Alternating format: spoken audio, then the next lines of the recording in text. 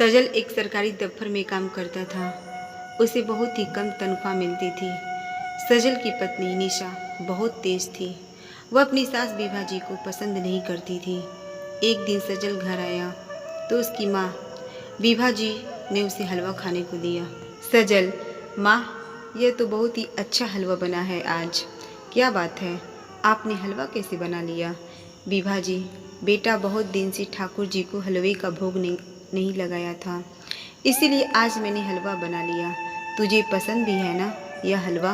सजल, हाँ माँ, मन करता है रोज आपके हाथ हलवा खाऊं।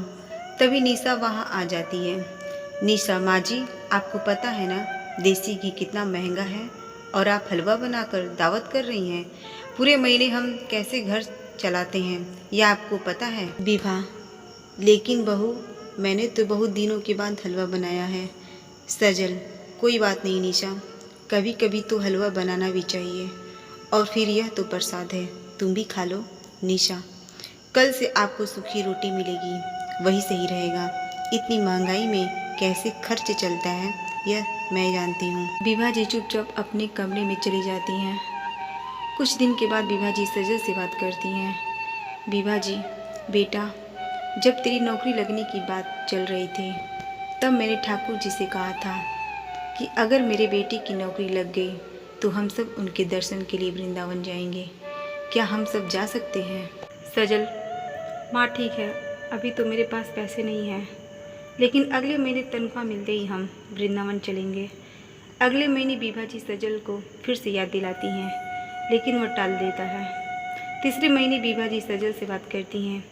विभा जी, बेटा, तू साफ साफ बता दे, तू वृंदावन जाएगा या नहीं? निशा, माँ जी, आपको दिखाई नहीं देता, हमारे पास पैसे नहीं हैं, कहाँ से जाएंगे वृंदावन? इसीलिए ये तो हर महीने आपको टाल देते हैं। विभा जी, इसी महीने तुम दोनों किसी दूसरी की शादी में जाने के नाम पर कितने पैसे खर्च कर दिए तुमने, कुछ याद है? और ठाकुर जी के दर्शन के लिए पैसे नहीं हैं, रहने दे, अगले महीने मैं अकेली ही चली जाऊंगी। सजल, माँ, तुम तो बेकार परेशान हो रही हो, सब ठीक ही तो चल रहा है, फिर बेकार में पैसे बर्बाद करने का क्या मतलब? विभा जी, तू ठाकुर जी का निरादर कर रहा है बेटा, यह अच्छी बात नहीं है। एक बार उनके दर्शन करके देख, तेरा जीवन बदल जाएगा। सजल, माँ, आपकी बेकार की बातों के पास मेरे पास कोई जवाब नहीं है, साफ साफ सुन लो, मैं कहीं नहीं जाऊँगा। यह सुनकर विभा जी को बहुत दुख होता है। वे अपने बचाए हुए पैसों को इकट्ठा करने लगती हैं, जिससे वो अगले महीने वृंदावन जा सके। अगले महीने विभा जी वृंदावन जाने की तैयारी करती हैं। तभी सजल और निशा उनके पास आते हैं। सजल, माँ, कहाँ जा रही हो? विभा, मैं वृंदावन जा रही हूँ, तुझे चलना है तो चल।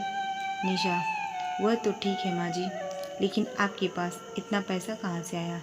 लगता है घर खर्च में से बचा लिया होगा। विभा जी, बहू, तू मुझ पर चोरी का इल्ज़ाम लगा रही हो। यह पैसे तो मेरे पति की कमाई के हैं, उनके समय में बचाए थे। विभा जी दुखी होकर वहाँ से चली जाती है और वृंदावन में ठाकुर जी के दर्शन करने के बाद वहीं एक आश्रम में रहने लगती हैं। उनका मन अब उस घर से जाने का नहीं था जहाँ उन पर चोरी का इल्ज़ाम लगाया गया था। एक दिन सजल और निशा उन्हें ढूंढते हुए आते हैं। विभा, अब तुम दोनों यहाँ क्या लेने आए हो? मैंने तुम्हारे घर से कुछ नहीं चुराया।